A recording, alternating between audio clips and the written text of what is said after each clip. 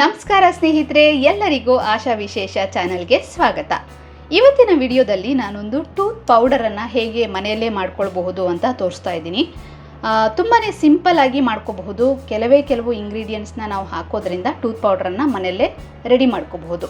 Tooth ಪೇಸ್ಟಲ್ಲಂತೂ ನಿಮಗೆ ಗೊತ್ತೇ ಇದೆ, ಅನೇಕ ರಾಸಾಯನಿಕ ಪದಾರ್ಥಗಳನ್ನು ಬಳಸ್ತಾರೆ ಮತ್ತು ಅದನ್ನು ಮಕ್ಕಳು ಎಲ್ಲಾದರೂ ಸ್ವಾಲೋ ಮಾಡೋದ್ರಿಂದ ತುಂಬಾ ಹಾನಿಕರ ಆಗಬಹುದು. ಹಾಗಾಗಿ ಈ ರೀತಿಯ ಒಂದು ಟೂತ್ ಪೌಡರನ್ನು ಮನೆಯಲ್ಲೇ ಮಾಡಿಕೊಂಡು ಇದರಿಂದ ದಿನ ನೀವು ಹಲ್ಲುಜ್ಜಬಹುದು. ಇದನ್ನು ಮಕ್ಕಳು ದೊಡ್ಡವರು ಯಾರು ಕೂಡ ಯೂಸ್ ಮಾಡಬಹುದು. ಬನ್ನಿ ಹಾಗಿದ್ರೆ ಹೇಗೆ ಮಾಡೋದು ಅಂತ ತೋರಿಸ್ಕೊಡ್ತೀನಿ. ಯಾವೆಲ್ಲ ಇಂಗ್ರೀಡಿಯೆಂಟ್ಸ್ ಬೇಕು ಅಂತ ನಿಮಗೆ ತಿಳಿಸ್ಕೊಡ್ತೀನಿ. ಮೊದಲಿಗೆ ನಾನು ಒಂದಿಷ್ಟು ದೊಡ್ಡದು ಚಕ್ಕೆನ ಹಾಕ್ಕೊಳ್ತಾ ಇದ್ದೀನಿ. 7 ಲವಂಗನ ಹಾಕ್ಕೊಳ್ತಾ ಇದ್ದೀನಿ. 8 ಇದೆ. 5 ಯಾಲಕ್ಕಿನ ಹಾಕ್ಕೊಳ್ತಾ ಇದ್ದೀನಿ. 1 ಟೇಬಲ್ ಸ್ಪೂನ್ ಆಗುವಷ್ಟು ಸೋಪನ್ನು ಹಾಕ್ಕೊಳ್ತಾ ಇದ್ದೀನಿ. 1 ಟೇಬಲ್ ಸ್ಪೂನ್ ಆಗುವಷ್ಟು ಕಲ್ಲುಪ್ಪು. ಇವಿಷ್ಟನ್ನು ಮೊದಲಿಗೆ ನುಣ್ಣಗೆ ರುಬ್ಕೊಂಡು ಬರೋಣ. ನೋಡಿ, ಈ ಎಲ್ಲ ಪದಾರ್ಥಗಳು ಇಷ್ಟು ನುಣ್ಣಗಾದ್ಮೇಲೆ ಇನ್ನು ಒಂದು ಇಂಗ್ರೀಡಿಯೆಂಟ್ಸ್ನ ಇದಕ್ಕೆ ಹಾಕಬೇಕು. ಒಂದಲ್ಲ, ಆ್ಯಕ್ಚುಲಿ 2. ನೋಡಿ, ಇದು ಆರ್ಗ್ಯಾನಿಕ್ ಮುಲ್ತಾನಿ ಮಿಟ್ಟಿ. ಈ ಮುಲ್ತಾನಿ ಮಿಟ್ಟಿ 1 ಟೇಬಲ್ ಸ್ಪೂನನ್ನು ಇದಕ್ಕೆ ಹಾಕೊಳ್ಳೋಣ. ನೋಡಿ, ಆರ್ಗ್ಯಾನಿಕ್ ಮುಲ್ತಾನಿ ಮಿಟ್ಟಿ 1 ಟೇಬಲ್ ಸ್ಪೂನ್. ಇದು ಆರ್ಗ್ಯಾನಿಕ್ಕೇ ತಗೊಳ್ಳಿ, ಬೇರೆ ಯಾವುದೇ ಕ್ವಾಲಿಟಿ ತಗೊಳ್ಬೇಡಿ. ಮುಲ್ತಾನಿ ಮಿಟ್ಟಿ ಹಾಕಿದ್ಮೇಲೆ ಮತ್ತೊಂದು ಸರಿ ಇದನ್ನು ಮಿಕ್ಸಿ ಮಾಡ್ಕೊಂಡು ಬರೋಣ. ನೋಡಿ, ಈಗ ಮುಲ್ತಾನಿ ಮಿಟ್ಟಿ ಕೂಡ ಇದ್ರ ಜೊತೆ ಚೆನ್ನಾಗಿ ಮಿಕ್ಸ್ ಆಗಿದೆ. ಈಗ ಇದನ್ನು ಚೆನ್ನಾಗಿ ಜರಡಿ ಹಿಡ್ಕೊಳ್ಳೋಣ. ಇದರಲ್ಲಿ ಏಲಕ್ಕಿದು ಸಿಪ್ಪೆದು ನಾರಿನ ಅಂಶ ಇರುತ್ತೆ, ಹಾಗಾಗಿ ಇದನ್ನು ಜರಡಿ ಮಾಡಿಕೊಂಡ್ರೆ ಒಳ್ಳೆಯದು.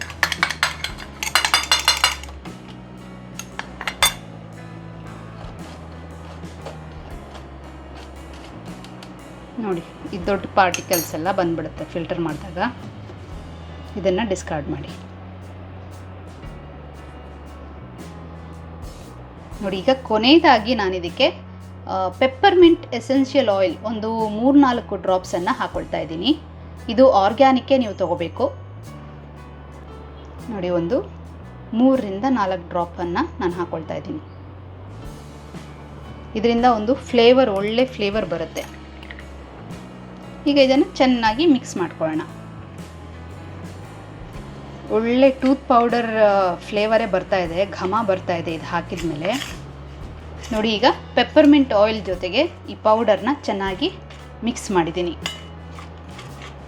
ಇದಕ್ಕೆ ಬೇಕಾದರೆ ನೀವು ಅರಿಶಿನ ಪುಡಿಯನ್ನು ಕೂಡ ಹಾಕ್ಕೊಳ್ಬಹುದು. ಅದು ಆಪ್ಷನಲ್ಲು, ಬೇಕಿದ್ದರೆ ಹಾಕ್ಕೊಳ್ಬಹುದು. ಕೆಲವ್ರಿಗೆಲ್ಲ ಸ್ಟೇನ್ಸ್ ಎಲ್ಲ, ಯೆಲ್ಲೋಯಿಶ್ ಸ್ಟೇನ್ಸ್ ಎಲ್ಲ ಇಷ್ಟ ಆಗಲ್ಲ, ಅಂಥವ್ರು ಬೇಕಾದ್ರೆ ಸ್ಕಿಪ್ ಮಾಡಿ.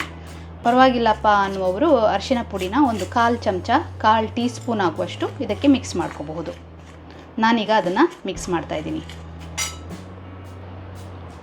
ನೋಡಿ, 1/4 ಟೀ ಸ್ಪೂನ್ ಆಗುವಷ್ಟು ಅರಿಶಿನ ಪುಡಿ. ನಾವಿಲ್ಲಿ ಉಪಯೋಗಿಸಿರುವ ಎಲ್ಲ ಇಂಗ್ರೀಡಿಯೆಂಟ್ಸ್ನ ಆರ್ಗ್ಯಾನಿಕ್ಕೇ ತೊಗೊಳ್ಬೇಕು. ಇದನ್ನು ಚೆನ್ನಾಗಿ ಮಿಕ್ಸ್ ಮಾಡ್ಕೊಳ್ಳೋಣ.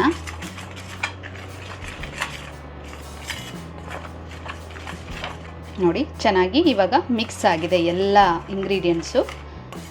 ಈಗ ಇದನ್ನು ನಾವು ಒಂದು ಗ್ಲಾಸ್ ಕಂಟೈನರಲ್ಲಿ ಸ್ಟೋರ್ ಮಾಡಿ ಇಟ್ಕೊಳ್ಳೋಣ. ನೋಡಿ, ಈ ಥರ ಏರ್ ಟೈಟ್ ಗ್ಲಾಸ್ ಜಾರಲ್ಲಿ ಇದನ್ನು ಸ್ಟೋರ್ ಮಾಡಿ ಇದು ಖಾಲಿ ಆಗೋವರೆಗೂ ನಾವು ಇದನ್ನು ಉಪಯೋಗಿಸ್ಕೋಬಹುದು. ಸಣ್ಣ ಸಣ್ಣ ಬ್ಯಾಚಸ್ಗಳಲ್ಲಿ ಮಾಡಿಕೊಂಡಾಗ ನಮಗೆ ಖಾಲಿಯಾದಂಗೆ ಫ್ರೆಶ್ ಬ್ಯಾಚನ್ನ ಮಾಡ್ಕೊಳ್ಳೋದಕ್ಕೆ ಈಸಿ ಆಗುತ್ತೆ. ನಿಮ್ಮ ಮನೇಲಿ ತುಂಬ ಜನ ಇದ್ದಾರಪ್ಪ, ನಿಮಗೆ ತುಂಬ ಕ್ವಾಂಟಿಟಿ ಬೇಕು, ತುಂಬ ದಿನದವರೆಗೂ ಬೇಕು ಅಂದಾಗ ಇದೇ ನಾನು ಹೇಳಿರುವ ರೇಷಿಯೋನ ಒಂದು ಡಬಲ್ ಅಥವಾ ತ್ರಿಬಲ್ ಮಾಡ್ಕೊಳ್ಳೋದ್ರ ಮೂಲಕ ನೀವು ಕ್ವಾಂಟಿಟಿನ ಹೆಚ್ಚು ಅಥವಾ ಕಡಿಮೆನ ಮಾಡ್ಕೋಬಹುದು. ನೋಡಿ ಫ್ರೆಂಡ್ಸ್, ನಾನು ಸಣ್ಣ ಕ್ವಾಂಟಿಟಿಯಲ್ಲಿ ಮಾಡಿ ಇಟ್ಕೊಂಡಿದ್ದೀನಿ. ಖಾಲಿ ಆದಂಗೆ ಮತ್ತೆ ಇದನ್ನು ಮಾಡ್ಕೊಳ್ಬಹುದು. ನೋಡಿದ್ರಲ್ಲ ಸ್ನೇಹಿತರೆ, ಇದನ್ನು ಹಲ್ಲುಜ್ಜುವಾಗ ನಮ್ಮ ಏನಾದರೂ ಸ್ವಲ್ಪ ಹೊಟ್ಟೆ ಒಳಗೆ ಹೋಯಿತು ಅಂತ ಹೇಳಿದ್ರು ಕೂಡ ಇದರಲ್ಲಿ ಏನು ನಮಗೆ ಹಾರ್ಮ್ ಮಾಡುವಂತಹ ಇಂಗ್ರೀಡಿಯೆಂಟ್ಸ್ ಯಾವುದೂ ಕೂಡ ಇದರಲ್ಲಿ ಇಲ್ಲ. ನೋಡಿ, ಸ್ವಲ್ಪನೇ ಈ ನಾವು ತಯಾರು ಮಾಡಿರುವ ಪೌಡರ್ನ ಡಿಪ್ ಮಾಡಿಕೊಂಡು ಚೆನ್ನಾಗಿ ಹಲ್ಲಿನ ಎಲ್ಲ ಭಾಗಗಳನ್ನು ಉಜ್ಜೋದ್ರಿಂದ ಹಲ್ಲಲ್ಲಿರುವ ಸ್ಟೇನ್ಸ್ ಆಗಲಿ ಅಥವಾ ಏನಾದರೂ ನಿಮಗೆ ಒಸಡುಗಳಲ್ಲಿ ನೋವಿದ್ದರೆ ಅದು ಕೂಡ ಇದು ನಿಧಾನವಾಗಿ ತೆಗೆಯೋದಕ್ಕೆ ನಿಮಗೆ ಸಹಾಯ ಮಾಡುತ್ತೆ. ಸ್ವಲ್ಪನೇ ಕ್ವಾಂಟಿಟಿ ಸಾಕಾಗತ್ತೆ ಹಲ್ಲನ್ನು ಉಜ್ಜೋದಕ್ಕೆ. ತುಂಬಾ ಎಫೆಕ್ಟಿವ್ ಅಂತ ನಿಮಗೆ ಅನಿಸುತ್ತೆ. ನಿಮ್ಮ ಹಲ್ಲಲ್ಲಿ ಬ್ಯಾಡ್ ಬ್ರೆತ್ ಇರ್ಬೋದು ಅಥವಾ ಹಲ್ಲು ಸಂಧಿಗಳಲ್ಲಿ ಏನಾದರೂ ಪೇಯ್ನ್ ಇರ್ಬೋದು, ಎಲ್ಲ ಕೂಡ ನಿಧಾನವಾಗಿ ಈ ಒಂದು ಟೂತ್ ಪೌಡರನ್ನು ಯೂಸ್ ಮಾಡೋದ್ರಿಂದ ಅದೆಲ್ಲ ನಿಮಗೆ ನಿವಾರಣೆ ಆಗೋದಕ್ಕೆ ಇದು ಸಹಾಯ ಮಾಡುತ್ತೆ.